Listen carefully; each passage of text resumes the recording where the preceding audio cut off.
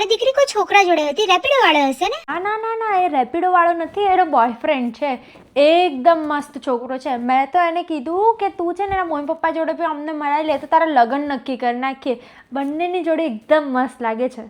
જો ભાભી, મારી દીકરી લઈ આવી છે મારા માટે કુર્તો. મસ્ત છે ને? તમારી છોકરીના પૈસે કપડાં લેશો? તો એમાં શું થયું? છોકરી કમાવા જેવડી થઈ જાય તો માને કપડાં નહીં લઈ આપે તો કોને લઈ આપશે? અચ્છા, મેં સાંભળ્યું તમારો ચિંટુ 4th વાર ગ્રેજ્યુએશનની એક્ઝામ આપતો હતો અને ફરી ફેલ થયો. મને આ રહ્યા કહેતા હતા. બહુ દુઃખ થયું હશે ને તમને? તમારી છોકરી સ્ટેટસ પર નાના નાના કપડાં પહેરીને ફોટો મૂકી, જોયો તમે? હા, જોયો ને, એકદમ મસ્ત લાગતી હતી ને. મેં એને કીધું કે આ જ ફોટો અપલોડ કર, બહુ લાઈક આવશે. અને મારી છોકરી છે તો એકદમ જ મસ્ત લાગવાની જ છે ને.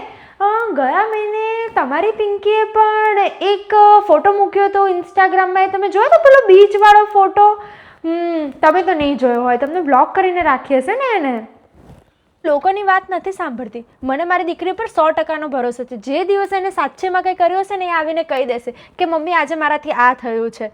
અગર હું આવી રીતે તમારા લોકોની વાત સાંભળતી રહી જઈશ તો આમ તો મારું ઘર તૂટી જશે. મને આવીને નહીં કહો મારી દીકરીએ શું કર્યું ને શું નહીં.